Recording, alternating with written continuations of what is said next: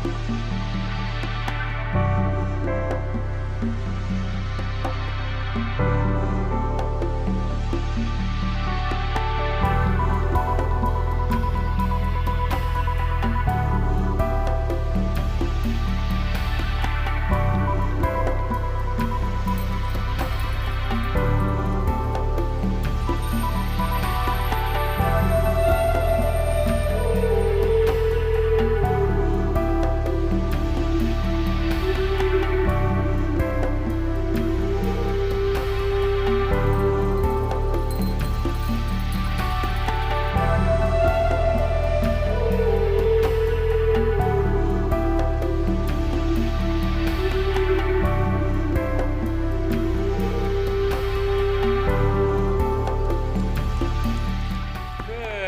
afternoon. Welcome to Sociology 1 here at Yuba College. Seeing seems like a smaller group today. I'm not sure why that is, but just remind you, if you're watching this at home and you're not enrolled in the TV Land class, you should only be doing that if it's an emergency or you had to miss today. But in general, if you're enrolled here, you should be coming here. All right, so we finished up with our general overview of the three main sociological perspectives, as I recall. And we don't need this one, actually. And so now we're ready to focus in, drill down and deep into conflict theory. So we're going to spend the next couple of weeks getting into conflict theory in much more depth. And then we'll get into functionalism, and then we'll have an exam. So let's go forward with conflict theory. So our overall question, and I'm going to try using the whiteboard. I think that might work better than me sitting down and writing. And definitely better than me showing you the whole notes. But anyway, so our overall question we're answering is, what is conflict theory? Now that we've been introduced to it, we're going into deeper depth with it. And to answer that question, I think we should ask another one, which is a very central question to conflict theory. And if we can understand the answer to the next question, I think we'll go a long way towards understanding what conflict theory is all about. So the real question we're addressing is, what is capitalism? As we saw so far with conflict theory, Karl Marx is the founder of it, and in his view, capitalism was the overall problem with our modern society. As we began talking further about conflict theory, we suggested that as a macro perspective, it sees the whole world as part of the capitalist system right now. So it's a very large social system that's still with us, 100 years later after Marx. So it's still a very relevant question to conflict theory, is what is capitalism, and how can we understand its changes going back to before Marx's time to our own time. So that's where we're headed with this. All right, well, one of the things you need to understand about and the answer I'm going to give you to what is capitalism is Karl Marx's answer to that question. Even though he died 100 years ago, his answer is still pretty relevant. As I mentioned before in this class, he wrote a big book called Capital, and just recently another big book called Capital came out, and it reiterated a lot of the points Marx makes about capitalism. And one thing you need to know about Marx is he's a materialist. We don't need to get into really the definition of that term, but what that means for him is that he thinks to understand society, if you're going to understand capitalist society, then you need to understand what a society is. And in his view, what really matters for understanding society is what he would call the material structure or material conditions of that society. Meaning you shouldn't look at like the culture of that society, like what it believes or its attitudes or its religion or its culture. In his view, those are all just extensions of the basic thing, which is the material conditions of the society. And so that's one fact about Marx. The other one is he thinks that material conditions change as a result of class conflict or class struggle. So two ideas you need to just keep in mind as I answer his question, or the question here, what is capitalism, is that he's a materialist, meaning he focuses on production. He focuses on where does food come from and shelter? Because if you don't have food and shelter, then you don't have a society. And maybe you have a society for a while, but if it ceases to be able to provide food and shelter for people, it's not going to be a society anymore. So the basic thing all societies have to do is make sure the people in it have food and shelter. And if you focus on that, how is the food and shelter gotten, then you'll see, according to Marx, that there haven't really been that many different kinds of societies. We look back over human history and it seems like there's a huge variety of different kinds of peoples and places. And in a way there is. But in another way, if you just focus on production, there really hasn't been all that much variety, according to Marx. There's really been only 4 types of society, as we're going to see. And then also, well, how do we get from one type to another? According to Marx, we get from one type to another through class conflict. Each society's type of production, or what he calls mode of production, has within it conflicts. Conflicts between classes in the society. And when one class beats out another class and overthrows it, then a new way of producing things becomes possible, and that's how new societies come into being.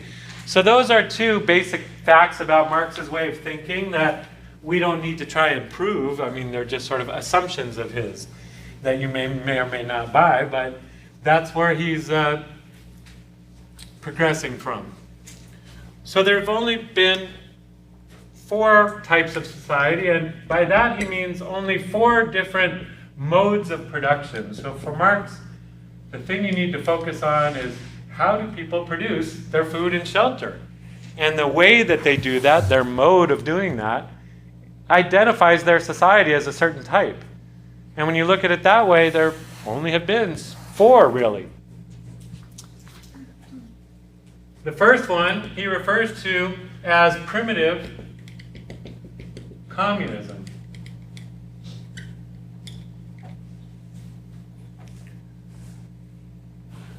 By communism, Marx simply means people cooperating, people working together as a group for the overall good of the group. And in Marx's view, the earliest human societies, when we were like cavemen types, or not really cavemen, but we're talking here about like the Maidu Indian. If you went to school around here, you probably learned about the Maidu Indian tribes, or California Indian tribes in general, were the kinds of primitive communist societies that Marx had in mind. They were not, in a strict sense, it wasn't really a mode of production, because what they were hunting and gathering tribes. And it isn't just in California or the United States, but all over the planet Earth. The earliest civilizations, according to Marx, were these hunting and gathering tribes. And you wouldn't even really call them civilizations, we would call them early human groups. And they didn't really produce anything. That's the point, is they hunted it and gathered it. Nature produced it. Nature produced the fish and the animals and the acorns and whatever else they could hunt and gather to live. So strictly speaking, it's not a mode of production, but it is a mode of survival. And in this kind of society, according to Marx, there's no surplus, is what he calls it. Surplus means there's nothing extra left over.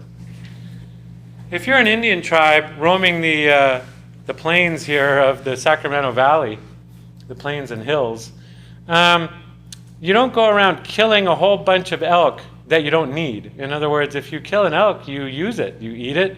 You use its skin and bones for things. And when you need more meat and skin and bones, you go and get more elk. But you wouldn't go kill 50 elk just because you could, and then have all the meat rot and all the skin rot because you couldn't use it. In other words, the tribe got what it could get, and it would use it, and then go get more. So there's nothing left over. There's not like one guy in the tribe that has like 50 elk skins, and other people don't have any skins to sleep under.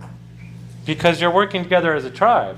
So the tribe gets what the tribe needs, and the tribe uses it. The reason Marx calls it communism, by the way, well, he says they operated according to the following principle. From each,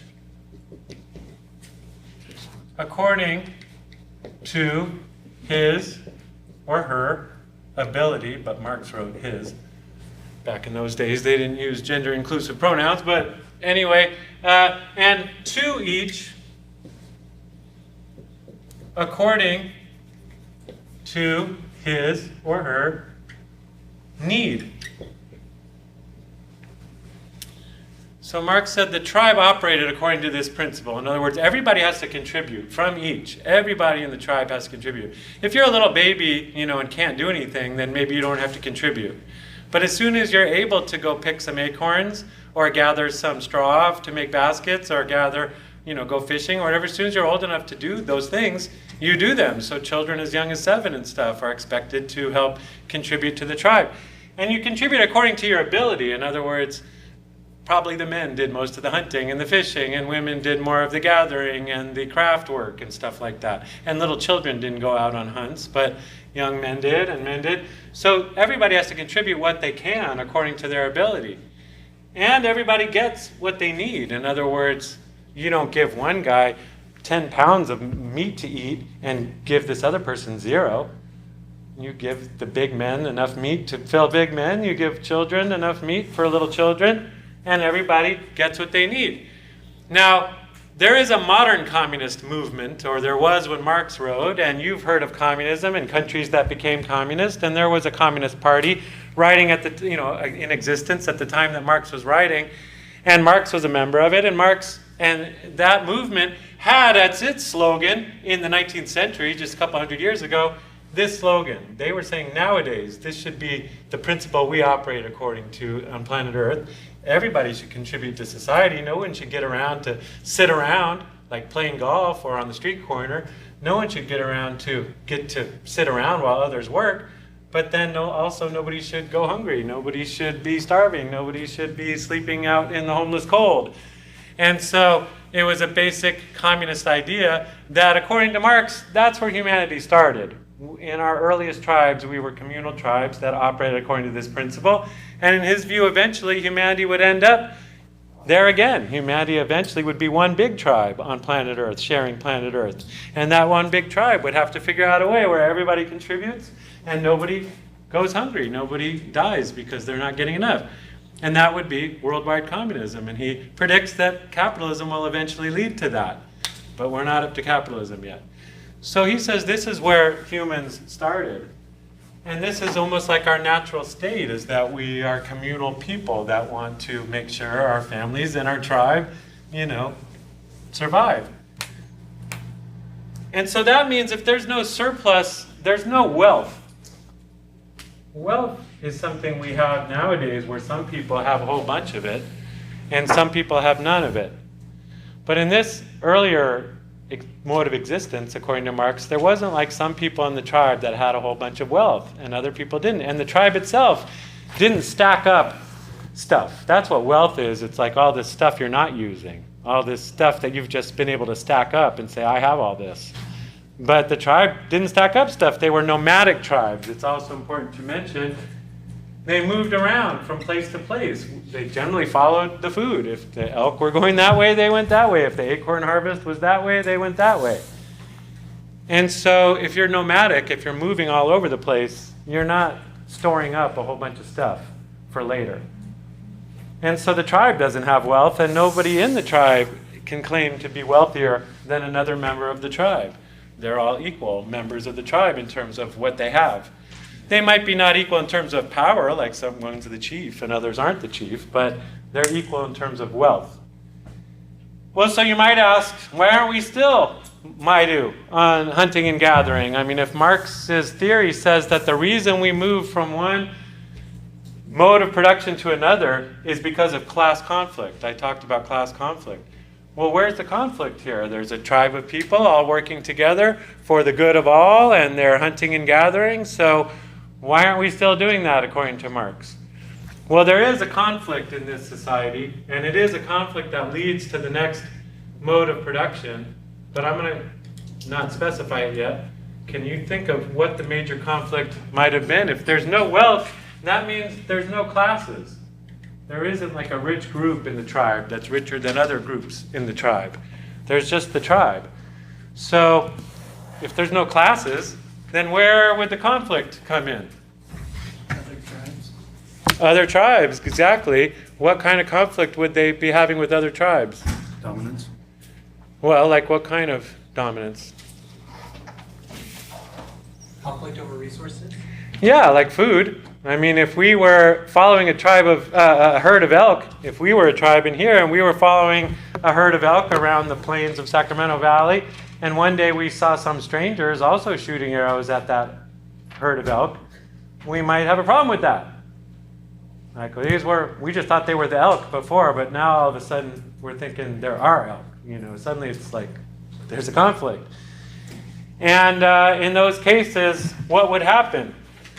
Well, in most cases, they would just have a little tribal warfare and it would be done. I mean, it turns out a lot of it wasn't even real fighting. It's like shaking your spears at the other guy. We got spears. Oh, we got spears. Okay.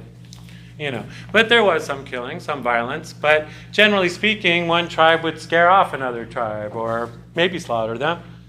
But if that's the case, that doesn't really change the society. It's just we had a fight and now you guys go away and we're going to keep being nomadic hunting and gathering tribe that hunts elk.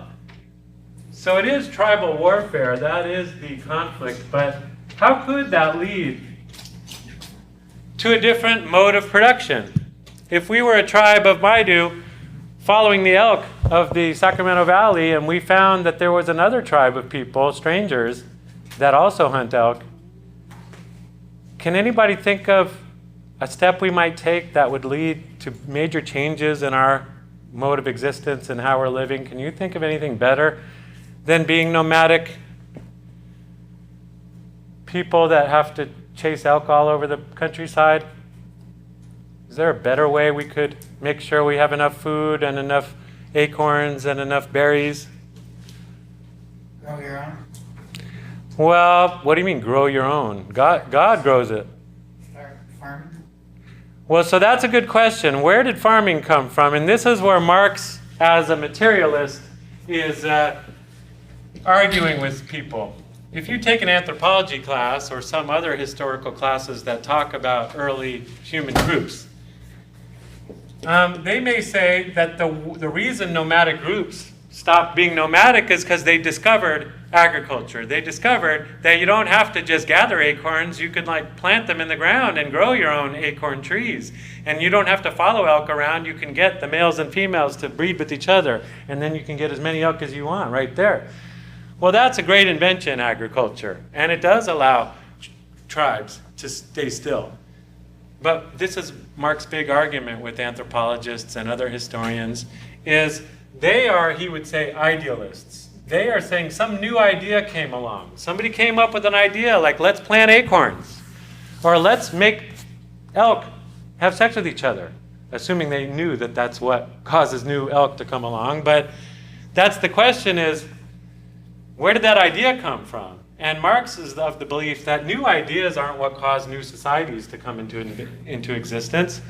It's new material relations. It's materialism that leads to new changes. So he would actually argue the opposite. It was changing the mode of production, changing the class relationships that led to new ideas about how you could grow food and raise animals. So the point is, as Marx would say, if you're hunting and gathering, if you're a nomadic tribe chasing elk all over the place, you don't have time to sit around and think up new ideas for how to do stuff. You don't have the time to sit there and experiment with, what if we put an acorn in the ground? Or what if we, pen this male and this female together in a little cage for a while? I mean, these are inventions that somebody had to discover, and they had to have time to be able to discover, so you must not be doing a whole lot of work if you've got time to sit around and discover stuff.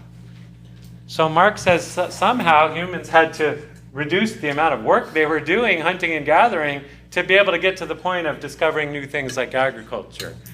So that's why he's called a materialist. He says the material conditions changed first, and that's what allowed them to discover new ideas and new technologies. So how could we change the material conditions of our existence through tribal warfare?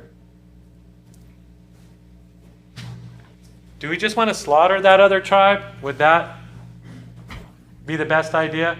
So there's got a bunch of women and children over there. We've got a lot of strong warriors, so we can take them out. We did a little scouting of them. We found their camp, and they've got 10 guys, but they've got a bunch of women and children, so I'm pretty sure we can take them, guys. So should we go up there with our bows and arrows and spears and just kill them all? Is that the best plan? Should we just scare them away? I mean, most of the time we just scare them. Get out of here. We're bigger than you. These are our elk. Go somewhere else. Sometimes we'd get really mad and kill them. But is there another possibility?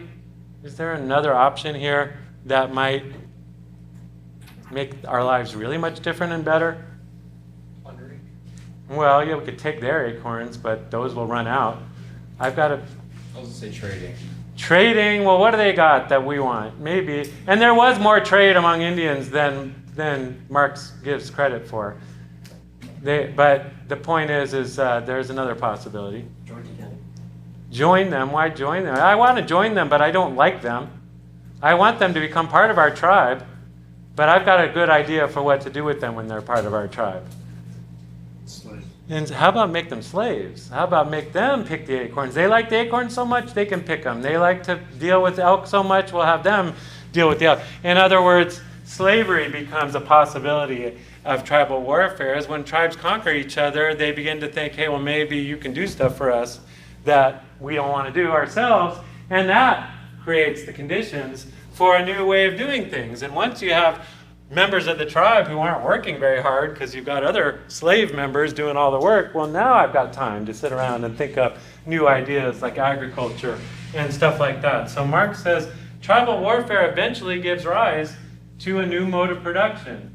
Eventually, tribes figure out that it's possible to create a new mode of production by enslaving the other tribe. And I guess you could call that a new idea, but it's only a new idea because they're sitting right there conquered in front of you. You've changed the conditions because now there's these people in your midst that you control.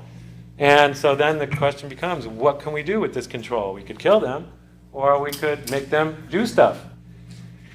And so slave society becomes the next mode of production here.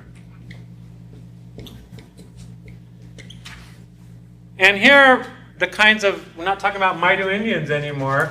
I don't think they ever got to slave society. The tribe they ran into was Europeans, and they enslaved them, basically.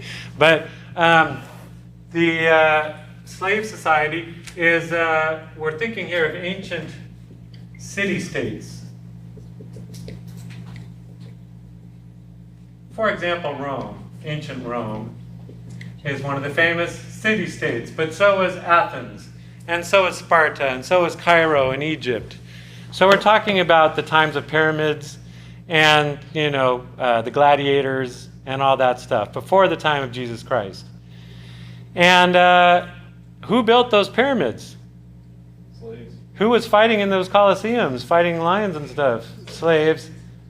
So this was slave society, and they were very civilized places in terms of all the development of culture and art and language and all kinds of things. But what was their mode of production? How did slave society really work? They're called city-states as distinct from what we live in today. We live in what's called a nation-state, meaning we live in a nation that has many cities in it. We've got, LA, New York, San Francisco, Seattle, all these cities. So we're a nation that has many cities.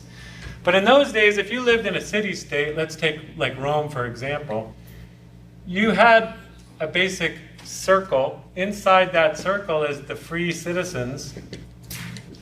This circle I'm drawing is a wall, basically. It's a wall that protects the free citizens inside their city. And the city is basically a country. So Rome is a city, but it's also basically a country. It's a whole nation, but it's a city, so it's a city-state. And Rome and Carthage is like that, and Sparta and Athens and other city-states at the time. And they all had this basic arrangement.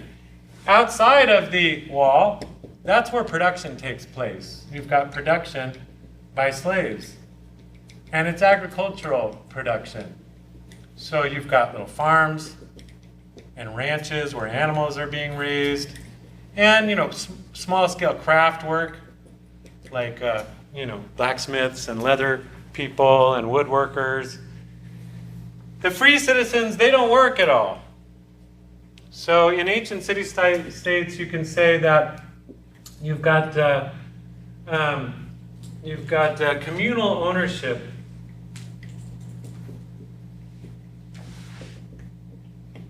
by the state, meaning the government itself owns Rome. It owns all the houses inside the free city. If you were a Roman person, and they wore nice long white togas, if you can recall. If you're wearing a nice pretty white toga, are you working hard? No, you're not getting dirty, you're not getting muddy, you're not getting sweaty. You're walking around being the beautiful people in your nice toga. And if you're wearing your nice beautiful toga in the free citizens, you're not working all day, but you also don't own your stuff. If you live in a nice villa, and Roman people had nice houses, they had like indoor plumbing and jacuzzis and stuff like that 5,000 years ago, and if you lived in one of those nice villas, you didn't own it. You didn't have a piece of paper that said, this is my villa. You had, it belonged to the Emperor of Rome, or it belonged to the government of Rome, the Republic of Rome. It didn't belong to you personally. You got to live there by permission of the government or by permission of the emperor, but all land is owned by the government. And you have agricultural production by slaves. So they're producing all this stuff, and a lot of what they're producing goes into the city for the free citizens to use. All that food and leather and wine and all the stuff they're making out there in the countryside comes into the city. So, and the citizens consume it. But now you have extra. The slaves are able to produce a lot more than the free citizens really need. And so a city like Rome can become very wealthy from all of this extra production being produced. And so we can say that the state appropriates or takes the surplus. So the government says, okay, all this extra grapes and leather and metal goods, we'll take that. What do they do with it? Well, they use it for things like having an army and trading with other city-states. They find other city-states that have stuff we want, and we trade some of our grapes for their olives or whatever it might be. And so that's the basic mode of production. And the citizens appropriate the goods. Citizens consume most of the goods. And the goods that are left over, that should really come first. The goods that are left over, that's the surplus. And when I say goods, I mean products, like wood or wine and that kind of stuff. Well, where's the major conflict in this society? Now we have classes. And looking at this basic picture that I've presented to you, which classes in the ancient city-state system, or which class, would not only want to overthrow this society, but also would be able to overthrow this society? So which class of people is the one that could really change things? Well, I mean, I guess you could say slaves. Slaves? Slaves don't like being slaves. Anybody in here ever been a slave? Yeah, are you married? No, I'm just kidding. Nobody wants to be a slave. That's true. And I'm sure these Roman slaves didn't like being slaves. But the problem with being a slave is you can't really overthrow Rome. This is a walled city. You have soldiers protecting it. The soldiers are armed. They have armor. They have swords. They have spears. They have horses. They have catapults. They have all kinds of things to protect themselves from slaves. What do slaves have? Slaves have the shirt on their back. And Rome was smart about getting slaves. They got them from all over the place. So they didn't all speak the same language. So if you have a bunch of naked people that don't speak the same language, they're not really in a position to join together and create an army and go march on Rome and overthrow Rome. The best they could do is run away. They could maybe kill the guy overseeing them. Like on this ranch, let's get together and overthrow this guy, we'll kill him, and then we run away, we escape. And sometimes slaves escaped, and you had slave revolts. Slaves fighting against their boss and leaving or killing him. But you didn't have slaves coming together as a formidable army that could overthrow the Roman imperial army.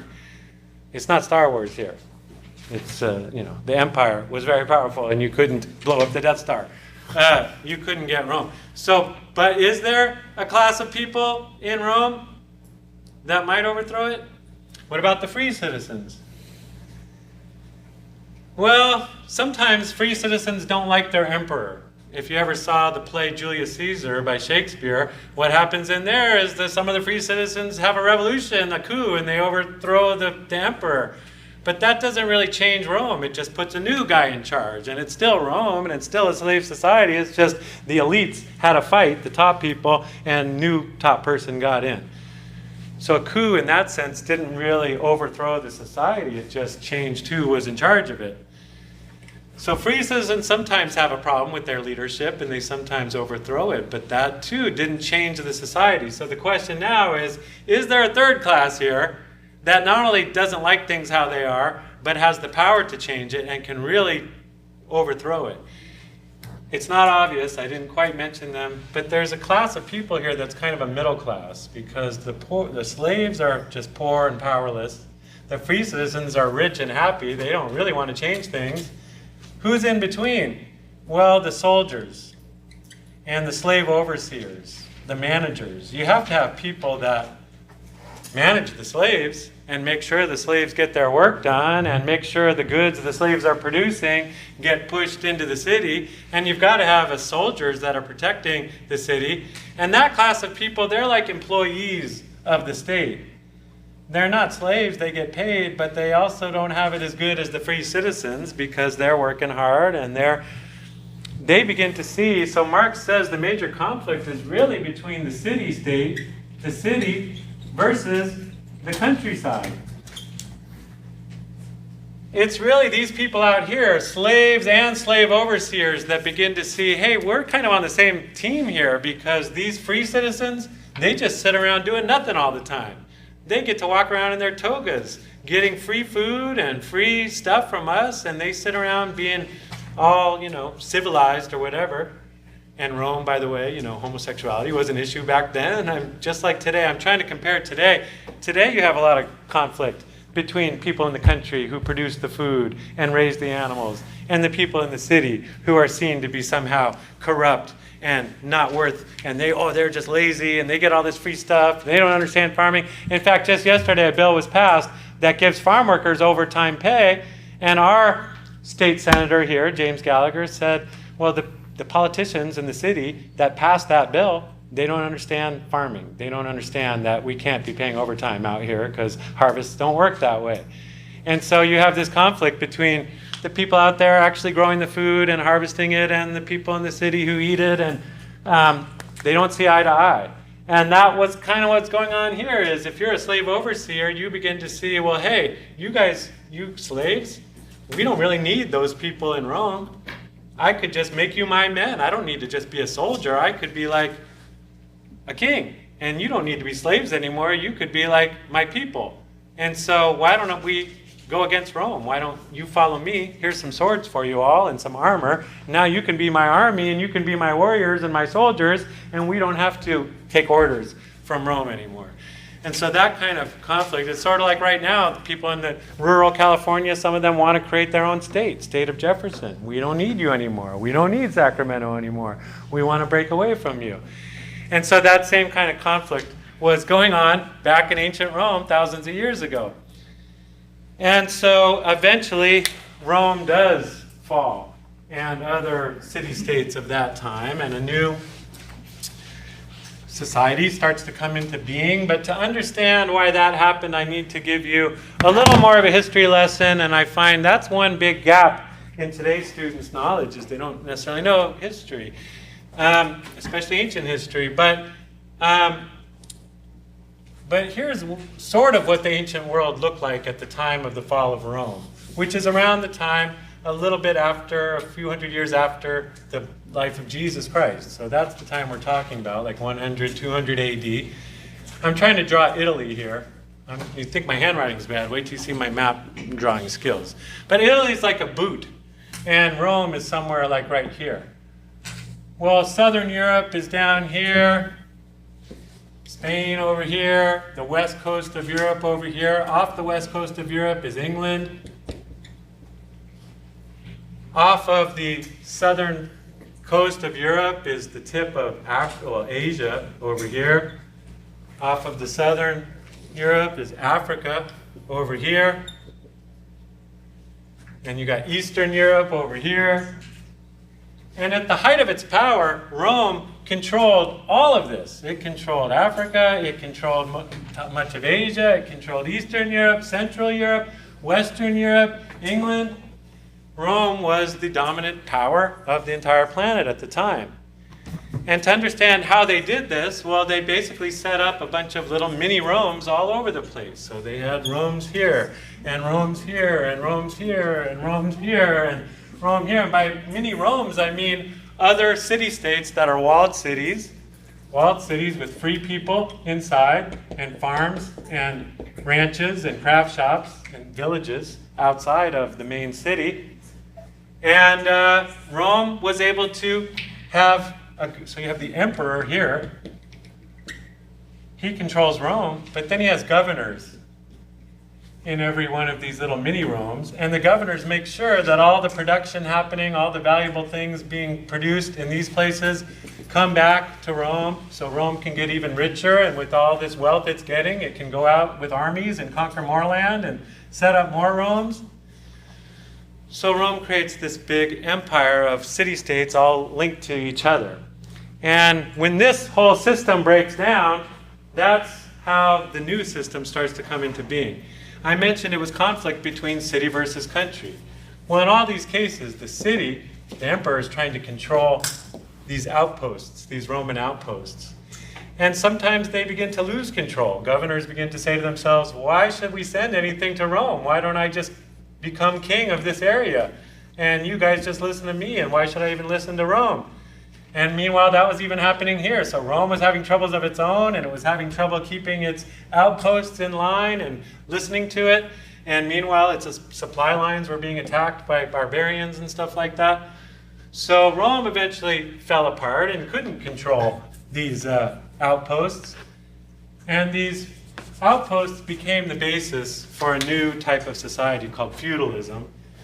And so it was conflict between the main city, Rome, and this outlying, these hinterlands they were called, these other more less developed areas in the countryside that were beginning to conflict with Rome and break away from it.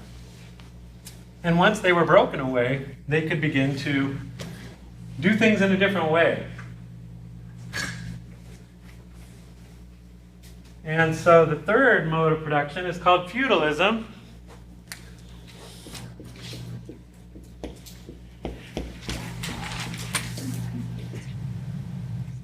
And here we're talking about the Middle Ages, medieval times, the kings and queens and knights in shining armor and all of that. And but they're also called the Dark Ages, that period of time. Why? Because there was a lot of warfare, a lot of fighting going on for several hundred years, and not a lot of music or art or literature was being produced in Europe at this time.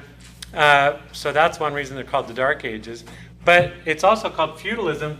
The word feud refers to fighting between clans, just like families have feuds. And so it's feudalism. But what was the feudal estate like? Well, what was the system like? You had the nobility now, they're called. The nobility controls the feudal estates, they're called. So where is food produced and animals raised? They're now raised on these things called feudal estates, which are the remnants, the leftovers of those outposts that we're talking about. So what is a feudal estate? Well, you could think of it as like a county, Yuba County. The word county, by the way, comes from feudal times. If you were the leader, there's different kinds of feudal lords. These nobility, they're called lords. And there's different kinds of feudal lords. You could be a count. If you're a count, that means you're in charge of a county. If you're a duke, it means you're in charge of a duchy. If you're an earl, you're in charge of an earldom. And so there are different kinds of lords, and you've probably heard of like dukes and earls and counts and Count Dracula and the Duke of Earl. And I don't know why he's called the Duke of Earl, because those are two different kinds of lords. But anyway, so Feudalism, so you can imagine in this circle a piece of land about the size of Yuba County. A county is about the size of a feudal estate. And in the center of that feudal estate, that area of land like Yuba County or Sutter County, you would have a county seat, or that's what we call them now, but it would be a castle. And the Lord lives in the castle. And he's got an army. And it's a walled city, really, that castle. So there are other noble people, royal people of his family and his choosing that live in the castle and are the royal people. Outside of the castle are villages. And the villages are supported with farms and ranches. So animals are being raised and food is being grown and craft shops are, leather's being made and wood is being worked and metal's being worked and all that stuff. So now you have these lords that rule the estate. The Lord says, I am the ruler of this area. And sometimes there's a king that's even higher than the Lord and the king appoints him. You are the appointed ruler of this area. Well, what happened to the slaves? There used to be slaves working the farms and ranches and stuff like that. Well, so now you have, sorry, I want to say it the way it says in my notes, so I don't want to mess you up here. We can say that the serfs are independent commodity producers, and I want you to put that phrase in quotes because it's going to end up being one of your key terms. So the new term for the peasants, that's what these people in the villages are called. They're called peasants. They're not slaves anymore. They aren't owned by anybody. They're not owned by a major empire like the Roman Empire. Another name for peasants is serfs, peasants. And they live in these peasant villages. They're non-royal people. They are the descendants of people that used to be slaves. But if you're a serf, you have things a lot better than a slave had it, because you are what Marx calls an independent commodity producer, meaning nobody owns you. You get to decide each day, when am I going to go to work? How long am I going to work? What am I going to be doing? How am I going to make this wood, or this chairs or whatever it is I'm making?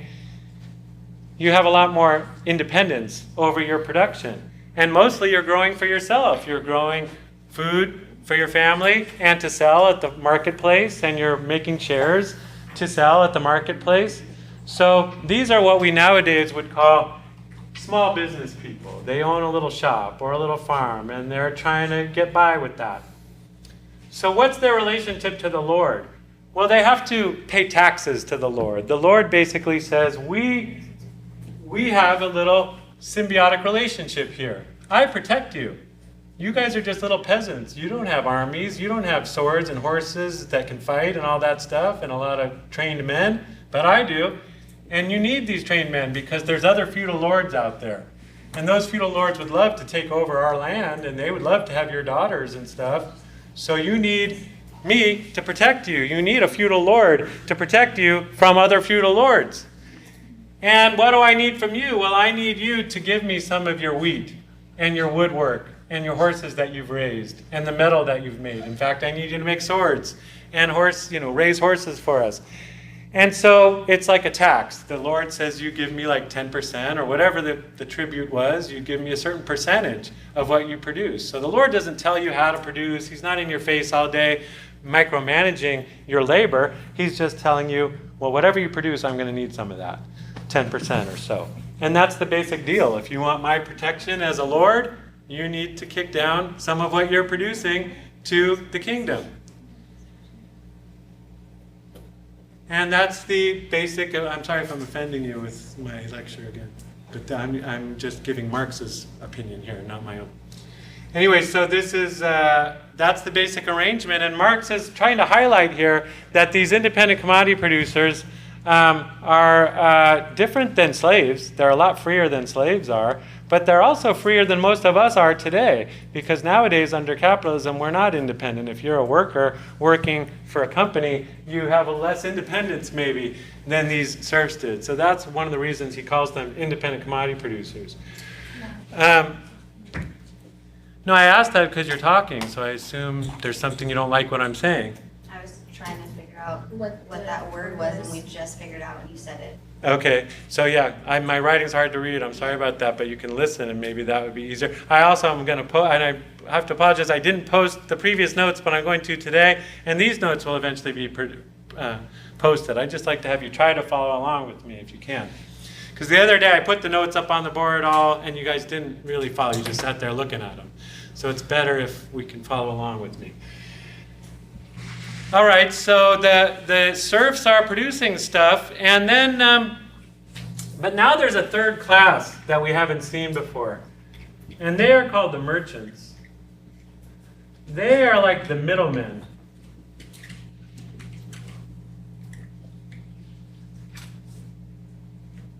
Because if I'm a peasant growing food in this city or in this feudal estate, well, I might need to sell my goods, and I can't sell them here, but there are people in other villages and other feudal estates that might want my goods. So merchants are people that go from village to village, and then from feudal estate to feudal estate, buying and selling stuff. That's what a middleman is. A middleman doesn't produce his own goods, doesn't grow anything, doesn't make anything. He just goes and buys things somebody else made or grew, and then goes and sells it to somebody else. And if you want to get rich in this world, you should be a middleman.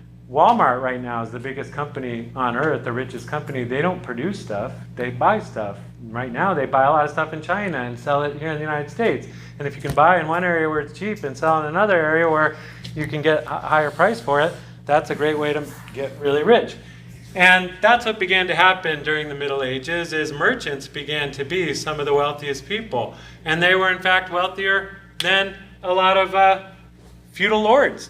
I mean, a feudal lord's occupied all day with running his castle and maintaining his army. But if you're a merchant who just goes around making money, well, you can stack up a lot of money. And so what's the major conflict then in feudal society?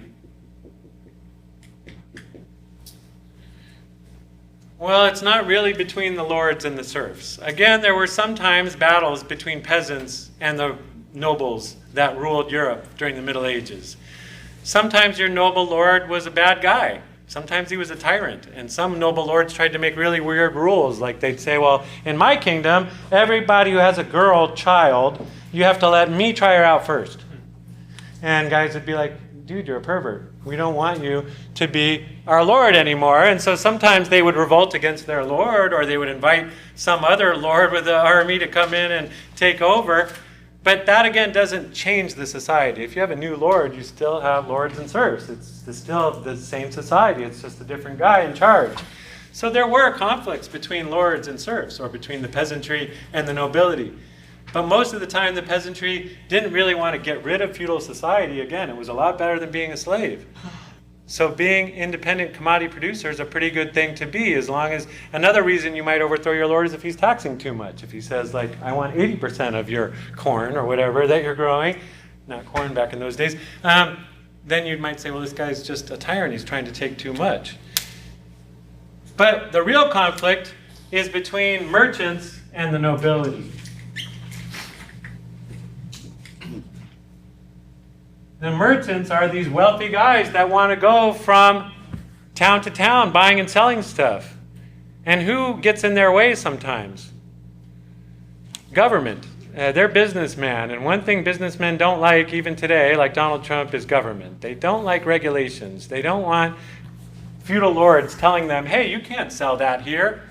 I don't want that in my kingdom. I don't want that product or good in my kingdom. And if you're a merchant trying to sell stuff and you just hauled a bunch of stuff from up here and it's good stuff and you know it's good, and this guy's telling you, you can't sell here, that's my law.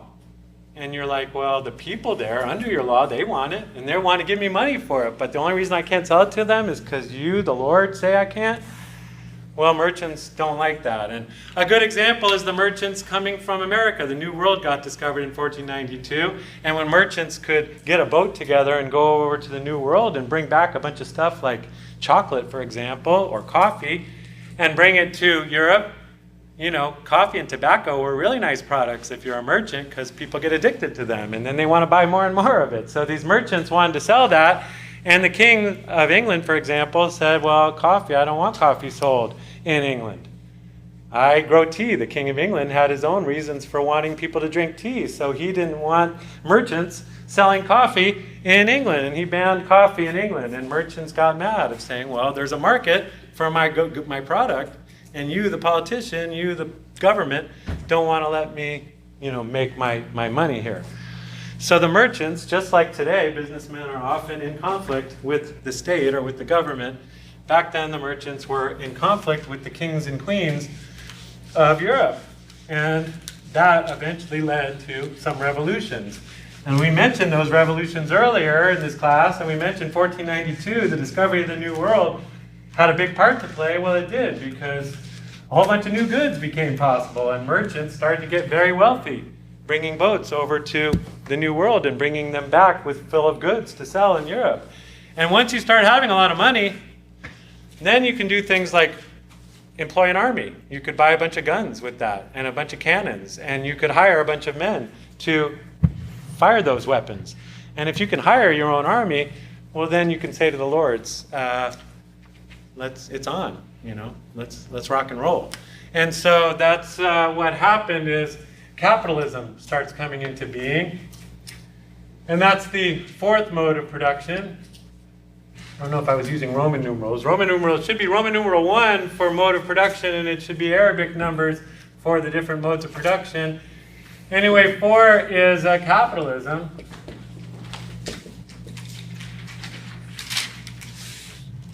Yeah, the fact we use Roman numerals shows you how powerful the Roman Empire was at one time. We still use those numbers. Anyway, so what happens at the end of feudalism? Well, here we got to go back to my bad map drawing.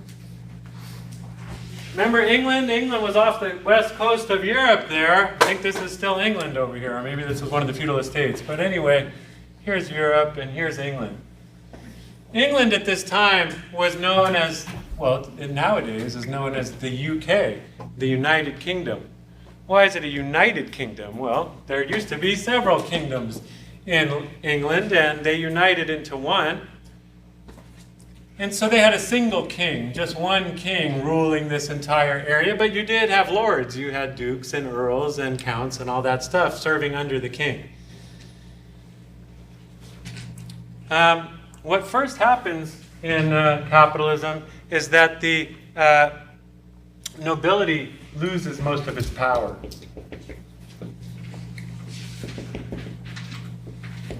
Nobility, by the way, is just a general term for all the royal people, the people that had the right to be kings and queens and lords because supposedly they were descended from gods and they were royal people.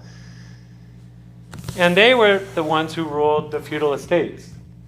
But when the merchants start putting together armies and challenging these lords and kings, they begin overthrowing them. And so like in England, we mentioned, they didn't kill the King of England and the Queen of England, but they stripped them of their power and said, you can still have your castles and stuff, but you don't get to make the laws and enforce the laws.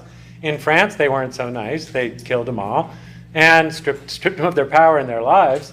But once the nobility's gone, then a new question arises, because the United Kingdom was known as a commonwealth. There was no private property.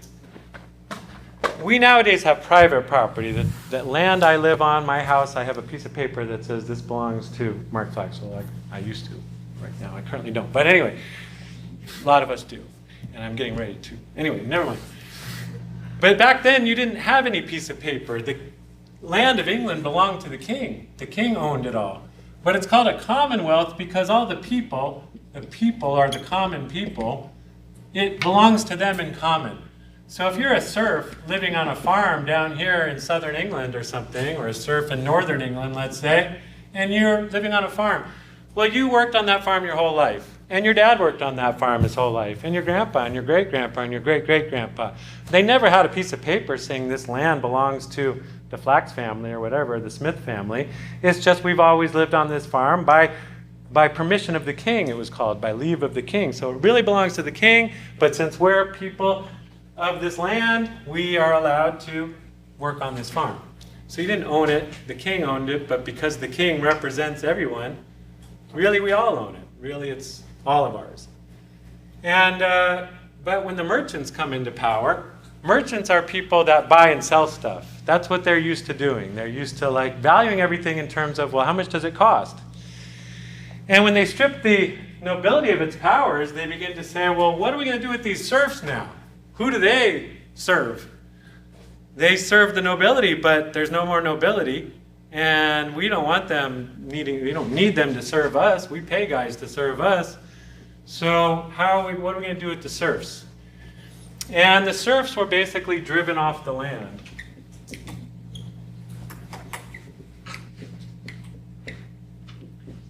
This was known in England, and England I picked because that's where capitalism really first got going.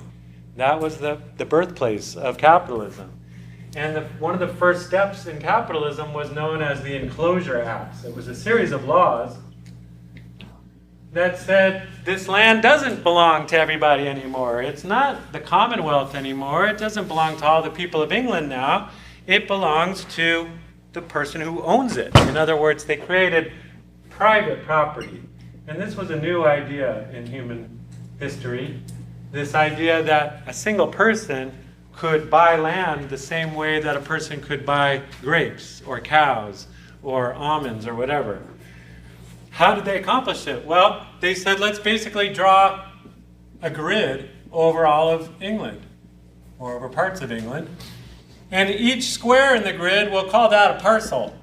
And we'll give it a name like Parcel 1B or something like that. And then we'll have an auction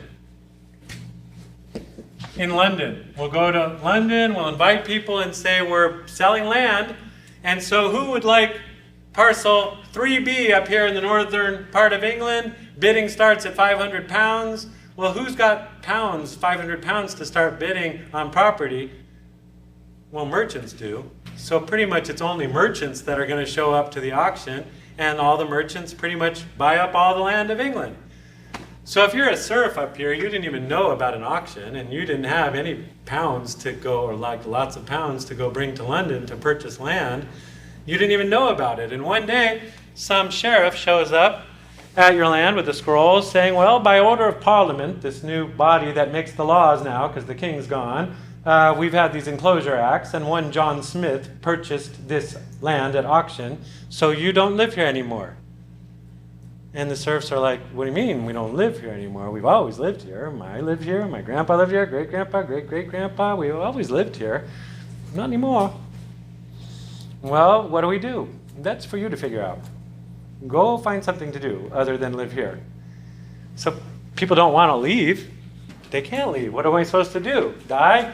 What do you want me to do? And so they fought back a little bit, and they tried. They had pitchforks, but the merchants and the parliament have soldiers, and they're not able to really fight back. And so the soldiers burn down their villages if they won't leave and get them out with bayonets. And so mass numbers of peasants were told, you don't get to be a villager anymore and farm here and do anything here. You didn't buy the land. It's not yours. And so that then means a new mode of production becomes necessary for these people. They have to find a way to live, and what do? Well, they tend to go to the cities, which is where civilization is happening. And what's in the cities? Well, these new things called factories that begin to say, hey, if you want to live, if you want to eat, you come work. You come work in a factory for somebody else. You're not independent anymore, growing your own food out there. You come and work for me, the capitalist, the merchant. So in other words, the merchants, which Marx called the bourgeoisie, that's the name for this class of people, is the bourgeoisie. That's a French word. The German word for merchants is burghers, and that somehow got turned into the French word, the bourgeoisie. And so a burgher is a German word for merchant. You may remember from like that what's that Christmas movie about Santa, and there's like the Burgermeister. Anyway, you guys don't remember that. Anyway, so the merchants, the bourgeoisie, rises in power and dominance. They take over government, they take over the land, they take over production, and now they pretty much own all the farms and factories. And the former serfs now are not serfs anymore. The serfs are now have become the proletariat, is Marx's term for them, the class of people who work for a living. If you are a worker, you don't own anything. All you own is your ability to work. And so you can sell that to people. I'll sell you my labor for so many dollars a day or so much thousands a year or whatever. But the people who own things, they're the bourgeoisie. They own the land or the factory, so they can hire people to come and work for them. So they're the bourgeoisie, and the workers are the proletariat. And so the major conflict, which Marx and conflict theory would say we're still living in today right now, is the conflict between the bourgeoisie, or in other words, the owners, the people who own land, or really what Marx would say, they own the means of production. If you want to produce something, you need farmland or factories to do it. And so if you own that much, those production, a house isn't really a means of production. You can't really do a whole lot of production in a single family house. There are people that own houses and who work for a living, but Marx would say they're really workers more than owners. You have to own a lot of land and big production facilities to really be considered an owner. And so it's the bourgeoisie, the owners, versus the proletariat, or in other words, the workers, the people who all they really own is their ability to labor. Their labor power is what Marx calls it. And so that's the basic society we live in today. And Marx, as we've alluded to when we talked about the cure for what's wrong with capitalism, Marx believes eventually this class, the proletariat, is going to rise up against the owners and overthrow it, the way other classes that had conflict with the dominant class have done. And they'll overthrow it and create a new society.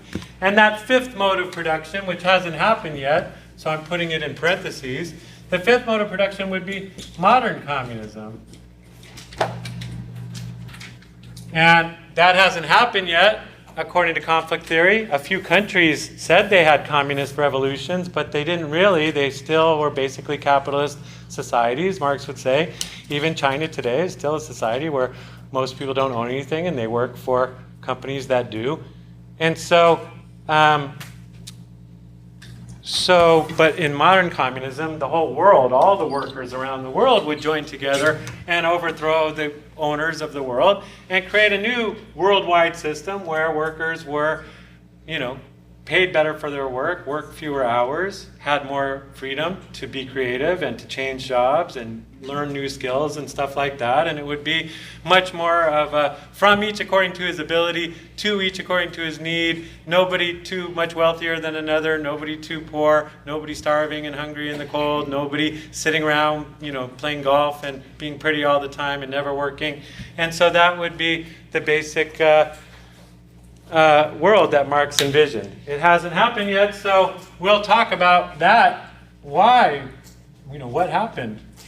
What saved capitalism? If capitalism is destined to fall apart, according to Marx, why hasn't it? We'll come back to that point later. But there's something else we need to talk about, and that's the mode of exchange. It's one thing to produce goods, which all societies have to do, but they also need to figure out how we're going to distribute the goods once they're produced and make sure people get what they want or need. And so Marx also suggests, our second Roman numeral actually, is mode of exchange.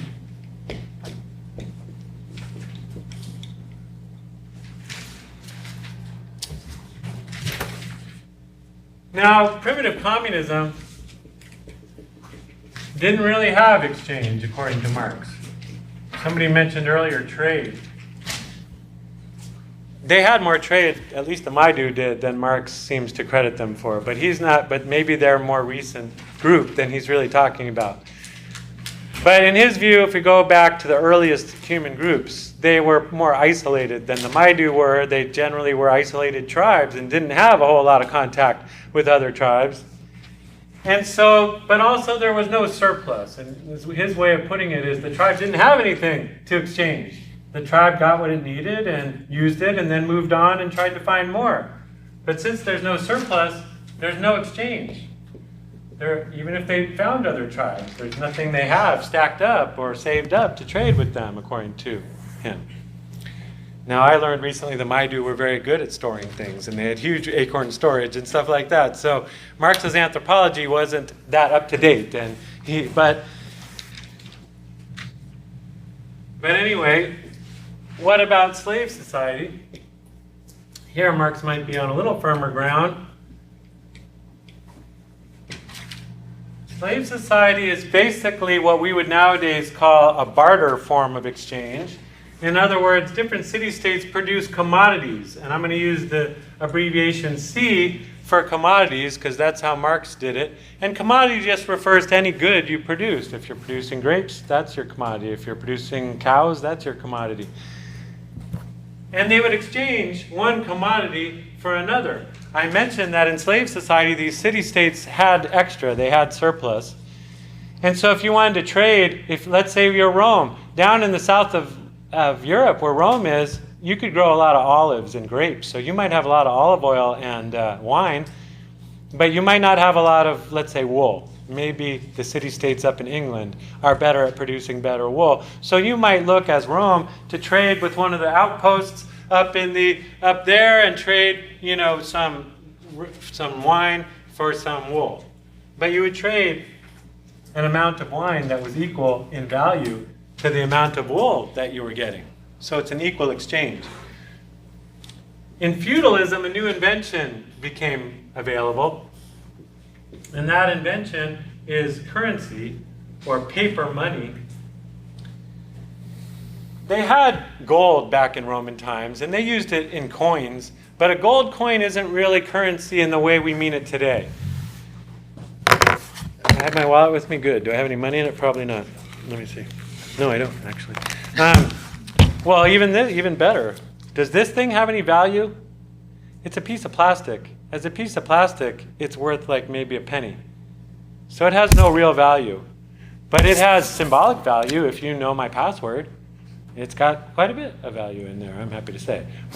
But no, I'm not telling you my password, dude. He got all excited. He's like, oh, he's good.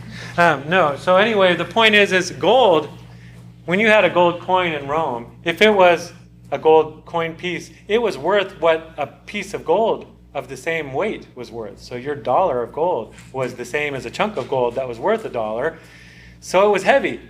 And carrying around a lot of gold is heavy. And so gold doesn't make the best money in terms of using it every day to pay for things.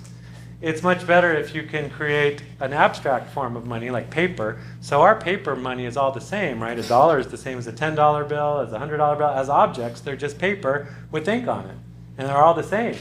But the only reason they have different value is because it has this abstract value, symbolic value. It stands for the gold that it represents.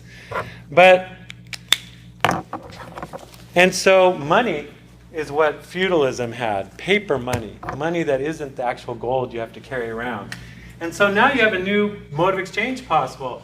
I can trade my commodity for some paper. And I could just stop there if I want. I don't need to find somebody else to trade with. If somebody wants to buy my grapes, they can give me a bunch of paper for it. And paper is nice because I don't need to use it right away. If I have grapes and that's all I can use to trade, I better find somebody quick because my grapes are going to go bad.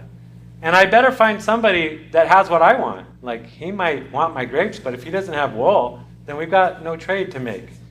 But money is really nice because it makes it much more possible to trade. I could sell my grapes now, and then next year when I need wool, I could buy it. So I don't need to hold on to my grapes. And so I could trade my money for some other commodity later. But Marx is saying that's an equal exchange too. I trade my grapes for some paper money that represents the value of my grapes, and then I can use that amount of value to buy that amount of value of wool. So this equals this, and this equals this. And that means this equals that. Well, capitalism, though, has a whole new thing going on. This, by the way, is what makes merchants possible. If you don't have paper money, you can't have merchants. If you have to carry gold around with you everywhere, it's pretty hard to be a middleman. And people just trade with each other directly. But this money makes it possible to have a person in the middle who buys from this guy. Oh, I'll buy your grapes. And now I'll find somebody that wants to buy those grapes, and I'll buy his wool. And I'll go around buying and selling. Well, merchants begin to create a new mode of exchange too, as they begin to take over society. In capitalism, our world today, merchants or capitalists are able to take their money and they buy a commodity with it, and then they turn around and trade that commodity, but they end up with more money than they started with. That's why this one is M prime. Make sure that your second M here is M prime. It has this little symbol here. And that little symbol means this one is not equal to this one. This is equal to this, and this is somehow equal to this, but this is not equal to that. It's more. So Marx says, where'd that come from? Where'd this little extra come from? That's odd, because throughout human history, people wanted to trade equal things for equal things. But suddenly in capitalism, I can trade things and I can get more than I started with. That's beauteous. Beautiful, no? Well, Marx says, is that a mystery? Where did that come from? Where did this extra come from? And Marx says, if you can unravel that mystery, if you can figure out where does the capitalist get extra value than he started with, then you'll figure out why capitalism actually can't really survive as a system, according to Marx. Where did that extra come from? Well, let's leave that up here for a second, because that's the one we're trying to figure out. How can I start with some money, buy a commodity, and trade my money for more than I started with? You guys have all grown up in a capitalist society. You guys know how to hustle and flip things. Don't you watch those shows where people are hustling and flipping stuff and making money? House flippers and stuff. That's what you do. You buy a house and you sell it for more than you started with. But how is that possible? So let's say I gave you this assignment. Maybe we're going to have to think about it between now and next Wednesday. It's good because we're coming up on Labor Day here. But what if I made this assignment? I'm going to give you each $100. Get excited. We give you each $100, and you got to go over to Home Depot and buy $100 worth of wood. But you got to come back here with $110. So how can you take $100, buy some wood with it, and flip it? Be a hustler and come back with 110. Aren't any of you skilled hustlers in here? Who's got an idea of how you could do that? Birdhouse. Build something. So you like birdhouses. There's our hot market for birdhouses around here? Maybe. I'll buy one. But you're just using an example. It could be chairs. It could be mailboxes. It could be something else. But you say, if I make something out of it, if I take my money and I buy a commodity and I make it into something, people are going to spend more for a finished birdhouse than they're going to spend for lumber. So you just made some profit. Okay, good idea. Yours is a very honest way of doing things. You built something with it. Good job. That makes you an independent commodity producer, by the way. But yeah, I got another. Somebody who's really in need of wood right then and there. Right then and there, but why didn't that person go to Home Depot? Maybe they don't have a way to get there. I don't know. Okay, so you're saying maybe I could take it someplace other than Home Depot, take it maybe someplace where there isn't a Home Depot. If I could go up to, say, the mountains up in the foothills like Quincy somewhere, maybe people would spend $110 on wood that I only had to pay $100 for. Good idea. So you're doing what's called buying short and selling long. You're buying it at one price and waiting for a time or going to a place where you could sell it for more than you paid for. That's a good, honest way of doing things, a good capitalist way of doing things. But still, you're kind of an independent commodity producer there, more than you didn't produce a commodity, but you did something there. There's a third way. There's only really one other way. telling that it's a better product than it actually is for more? Well, that's often used. It's not a very stable way of being, because I could say, well, it's magic wood. I've got magic wood. Aren't you going to pay 110? And then a couple customers buy it, and they're like, dude, it's not magic. And then no more customers are coming. So you can try to fool people, and like what's his name said, there's a sucker born every minute, and certainly you can find some suckers. But as a sustainable business model, lying to people is not going to be a profitable model. Plus, we do have laws against fraud and stuff like that, so you might get thrown in jail for that. So let's not be totally dishonest. It's not going to work either. Yeah? I could sell it to somebody as sort of a future and, you know, a product that I'm going to make for them later. So it's kind of like a share of the wood I just bought. Well, maybe what you're saying is, maybe somebody doesn't want $110 worth of wood. Maybe they only want $10 worth of wood. Maybe they only need a little bit right now. And so what you're suggesting, I think, is buy wholesale and sell retail. In other words, if I buy $110 worth of wood, I could bundle it into 11 packages of $10 wood. And I could go on the street corner and say, I'm selling $10 packages of wood, and people would buy them. And then if I sold 11 of them, I made my $10 profit. So there's three main methods, honest methods, for making a profit. You can build something out of it. You can hold on to it till another day, or take it somewhere else where it costs more and sell it there. You can buy a lot of it and sell little bits of it. So you can buy short and sell long, you can buy wholesale and sell retail, or you can actually make something. But in all those cases, and this is the last point I'll make, in all those cases you added something. You didn't just sell the same commodity as it was. You added something to the commodity. When you built something, you added something to it. When you put it all in your truck and carried it up to Quincy, or you stored it in your storage compartment for months, you added something. When you bundled it up into bundles and sold it on the street corner, you added something. What did all three of you add to your lumber? Time. Labor. You added work. You added work. And it became more valuable because more labor was added to it. In other words, you added value. And that's what Marx's point here is. The only way to make something more valuable is to add labor.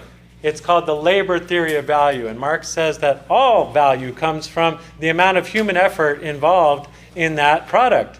So if a capitalist is able to make money, well, the question is, does capitalist do his own labor? No, if you're a capitalist, you don't drive a truck up to Quincy. You don't get sawdust all over your Armani suit making birdhouses. You don't go stand on the street corner selling bundles of wood. If you're a capitalist, you pay people to do that. So the question becomes, how can I also buy labor and still end up with more money than I started with? So labor is where all wealth comes from, and don't let capitalists tell you that they're the ones who created wealth because they're the one that took the risk. They invested the money. Well, Marx would say investing the money is one thing, buying the lumber, but doing the work of actually making that lumber more valuable, that's what made you more wealthy as the capitalist. And so don't forget that on Labor Day. It's the workers that make capitalists wealthy. That's how Trump got wealthy, was workers, not buying hotels. Anyway, we'll see you next time. Happy Labor Day.